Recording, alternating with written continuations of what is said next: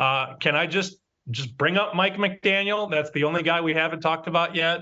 At 9-2, Miami gets the 1 seed.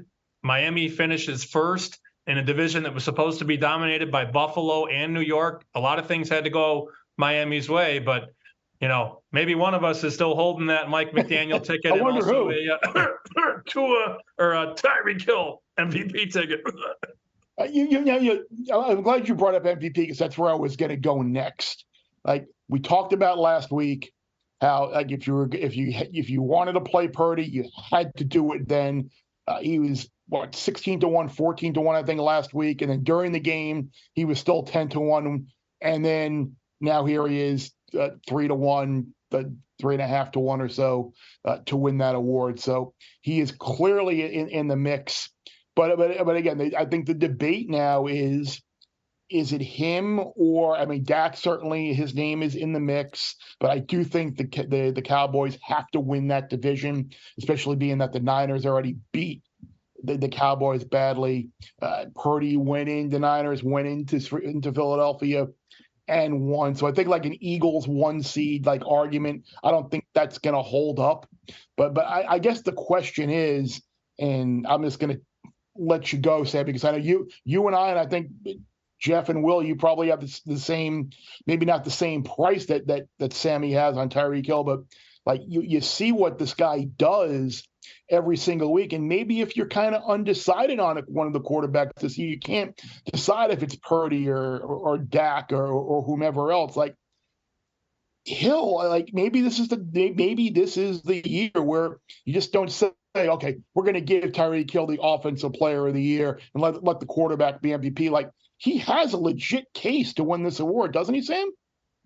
He definitely does. Last week, he had a 60-yard touchdown and a 78-yard touchdown in the first half. And they were up so big, they didn't even need to use him in the third quarter. He was on the bench in the fourth quarter. They weren't padding stats like Dak does in Dallas. And I've been on social all morning today because I've been trying to speak this Tyreek MVP thing into existence. And the common thing is, who have the Dolphins beaten? And you look at the Dallas Cowboys schedule, and they haven't beat a team with a winning record yet. They scored 40 on the Giants, 33 on the Patriots, 49 on the Giants the second time, 33 on Carolina, 45 on Washington. So it's okay for Dak to beat up on bad teams and be 3-1, 350 to win the MVP, but Tyreek Hill can't win it. That doesn't even make sense. They both beat bad teams, Dallas and Miami. To me, Tyreek Hill is the most unguardable player in the league.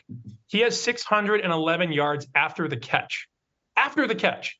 He's going to have 2,000 yards this year. Might have 20 touchdowns. We haven't seen a receiver ever do stuff like this. If he stays healthy, Miami gets the 1 seed in the AFC, goes 13-4, and he has 2,000 yards and maybe 900 after the catch. How does he not get more love? It is so lazy to me, guys, that the bookmakers do the same thing all season. We're going to take the quarterback of the best team and make him the favorite. We did it with Tua, then we did it with Mahomes, then we did it with Lamar, then we did it with Hurts, and now we're doing it with Purdy.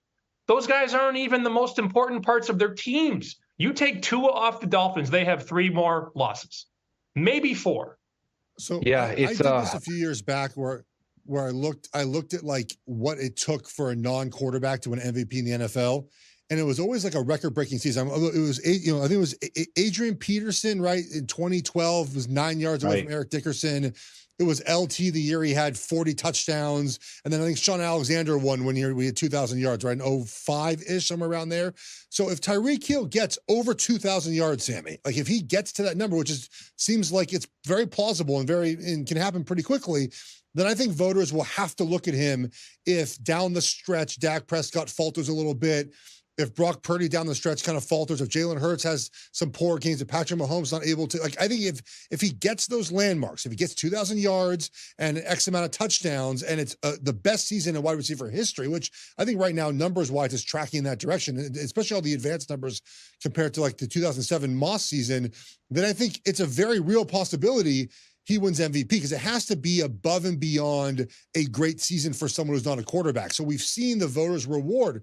And look, Adrian Peterson, we were 10-6 that season in Minnesota. We weren't the best team in the NFL, but he had 2,000 yards and almost broke the record. Sean Alexander, LT, like, so I think if he gets over 2,000 yards and he has a season that voters cannot ignore because it's a record-breaking season, he is certainly, I think, viable to win MVP.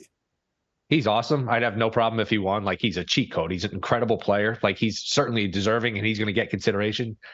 But I just don't think he's going to win. I've heard Aaron Schatz say, hey, I can basically, and he's one of the voters and there's only 50 of them. He's basically, he's come out and said, I can't see myself ever voting for a non-quarterback because the word valuable is in there and quarterback's just more valuable than receiver. So I think it's a quarterback award. I think a quarterback's going to win.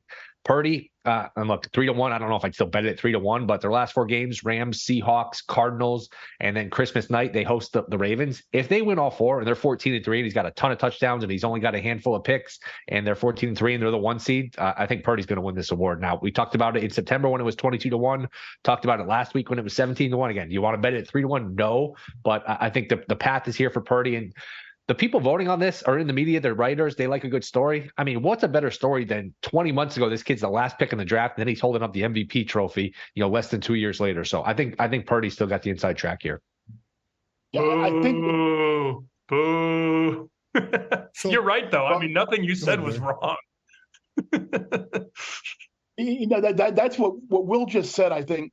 And again, the fact that final pick in the draft, probably would have won the NFC last year if he didn't get hurt. I think we all made the joke on text, like, hey, at least we finally got to see the 2022 NFC Championship game on Sunday. But to be injured in that game, to come back and do what he's doing, like that's a great story, and I think that will factor into I think maybe some people's minds, and we brought it up too how this year.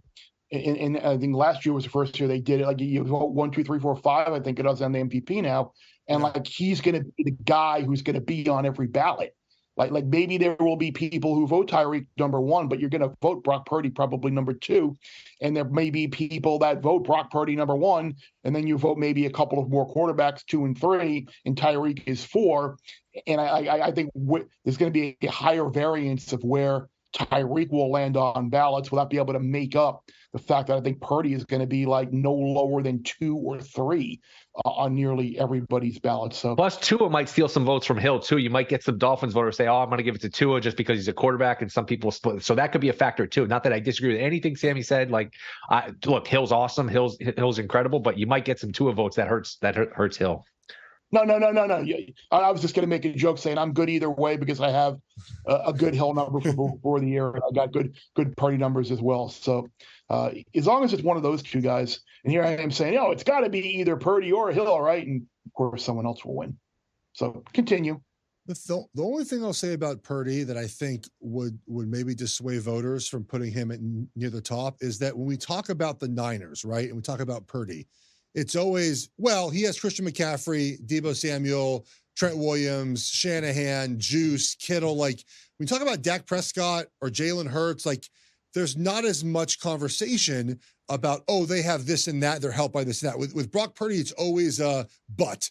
Brock Purdy's good, but. Brock Purdy's has this to help him out. And I think that look, I agree with the storyline about it, but I think voters are going to try to find every way to have someone who you don't have to say that about.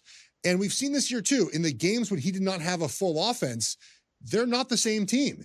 And those will be, if it's close, I think people will use those points against Brock Purdy versus a Dak Prescott, who, look, he's got a great supporting cast around him too. So does Jalen Hurts, so does Pat. I mean, they all have supporting cast around them.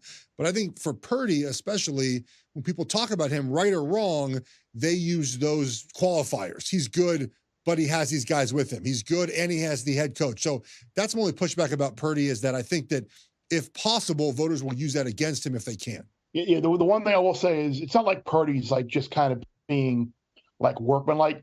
Leads the league in completion percentage and air yards per attempt. So it's like, or yards per attempt. It's like, it's not just little dink and dunk where it's all yak. Like he's delivering the ball. Like I think he's clearly the front runner. So it will, but I do understand where you're coming from. Bear Bets full episodes drop twice a week right here on the Bear Bets YouTube channel. Remember to subscribe to stay ahead of the odds, and let's celebrate all of our wins together.